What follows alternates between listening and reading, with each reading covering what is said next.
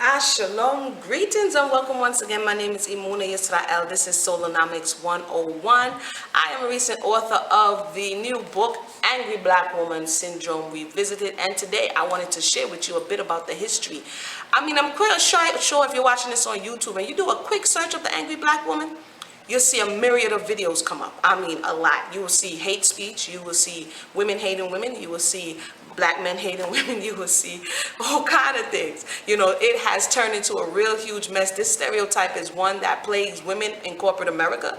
It plagues women in the church. It plagues women of color or black women in school. It is something that goes along with you if you are in the media. Women like Michelle Obama and Nicki Minaj and all of these different people who are in the public eye, the minute they open their mouth and say something that the populace doesn't like, they're angry, they're black, and they're a woman. And oftentimes, more often than not, they take it as an offense. I began to look at this and wondered, why is it so offensive?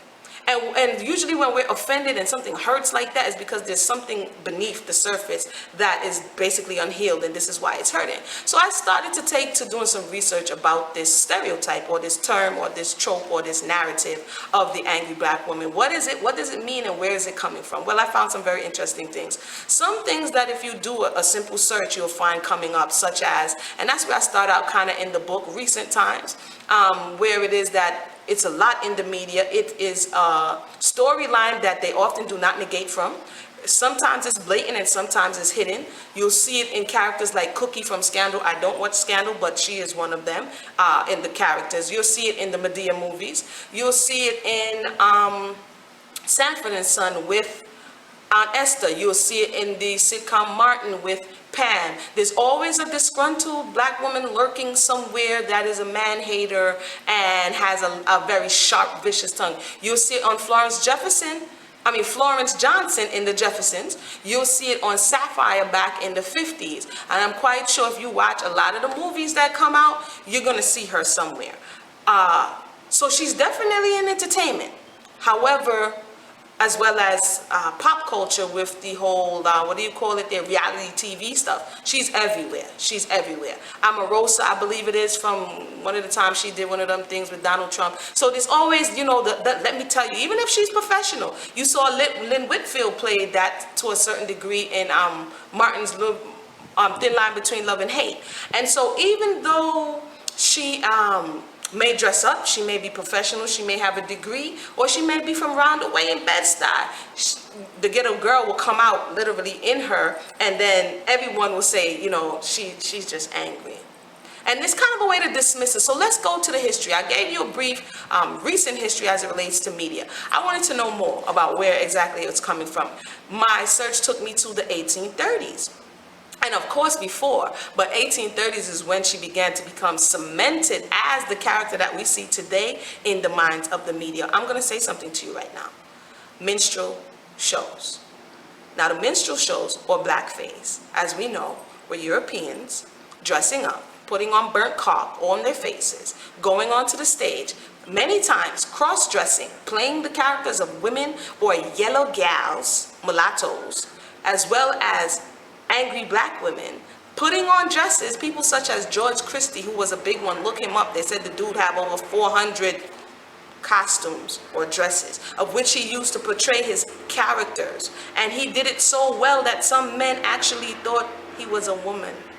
So it was a European man in drag, playing a myriad of characters. They played the black man and the way in which they portrayed him, as well as the black woman. But I'm concentrating right now on the angry black woman. So they had this dramatization, right, of the black woman, of which the hand movements and the gestures, this is how they perceived it. I think it's very key at this point to know that this stereotype is through the European man's eyes. And everyone who's using it and plastering it all over the place, remember that we are processing what we're seeing and these activities. He was the first one to project this on the stage and bring it to the North. Now here's why this is important. Around the time of the 1830s and before, the abolitionist movement in the North was growing. There was a group of Europeans and free blacks who were against the institution of slavery. They took to campaigning, raising funds, writing information and pamphlets. One in particular around 1831 was called The Liberator, and it was by a European man by William Lloyd Garrison. Look that up. Some interesting stuff. They actually still have some of the copies online that from the microfilm that they scanned in. Is wow. I'm still like, whoa, this is a lot of research here. But the point of the matter is, he started the Liberator, and he was literally, I gotta get Jamaican on y'all, burning a fire upon the system. He was burning a fire on slavery hard. Side note, this was also where you see a lot of the slave laws that came up about slave not being able to read, because they didn't want to see how much the North was burning a fire on the system. So they made harsh rules and judgments to make sure that the slaves didn't get wind of what was really going on. But I digress. So basically, this pushback that they got, they began to take to the stage, and through entertainment try to convince Northerners who would have never oftentimes seen a slave or been exposed to this peculiar institution.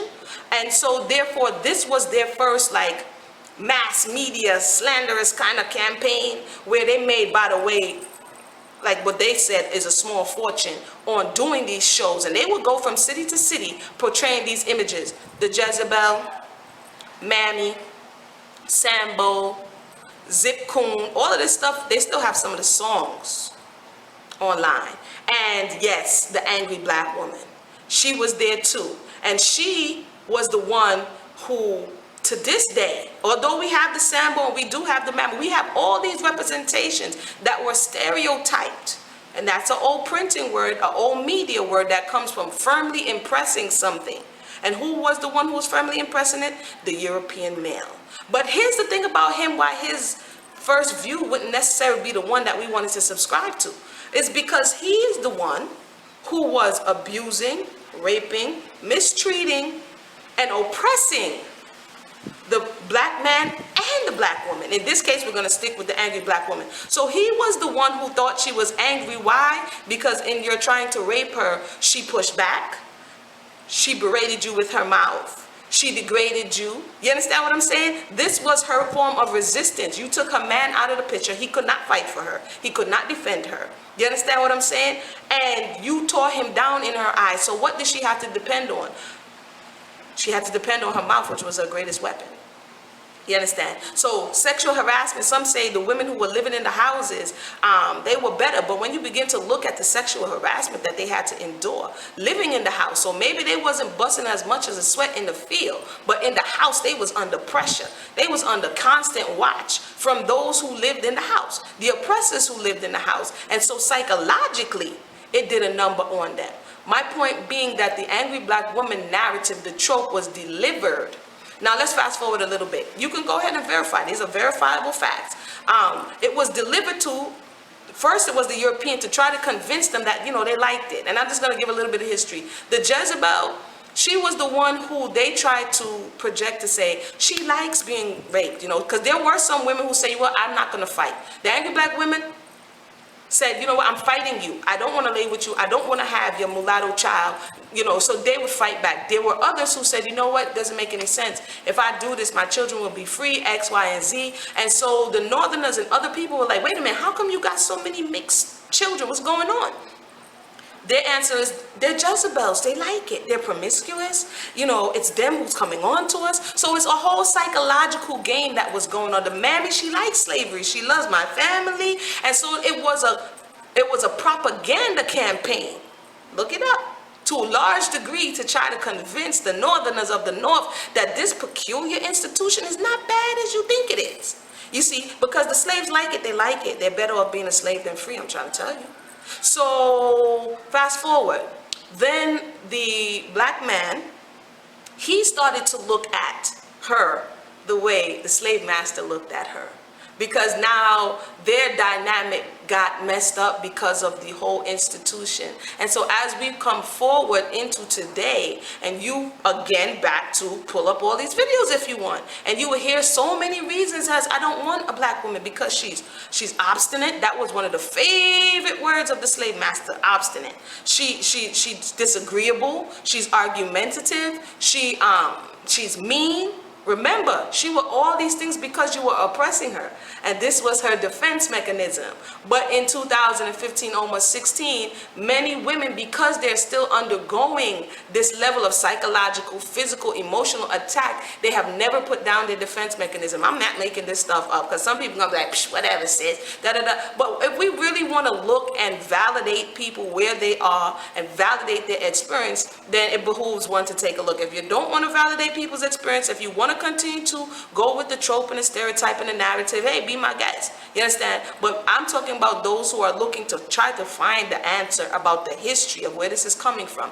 Today, others have adopted it. The European woman thought, the same thing. Well, she, a lot of times in the European Southern slavery institution, she was upset.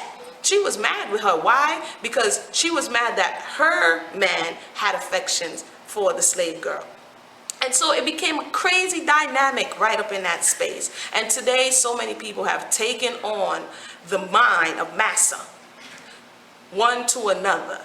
And we go around to berate or down one another. If you want to get her to shut up, if you want to discredit what she's saying, you say, you're an angry black woman. Don't nobody got no time for that. At the same time, it's not helping. So maybe we should look into it. Maybe we should look into where it's coming from and see whether or not she has valid reasons for actually being angry. This is Amuna Yisrael. That has been a brief history on the Angry Black Woman Syndrome. This is the subject being revisited, taking a deeper look at the root system of this very, very dangerous and condemning stereotype that is also dangerous to the woman and the man, and by extension, our community and our nation. So until next time, my name has been Imune Yisrael. One.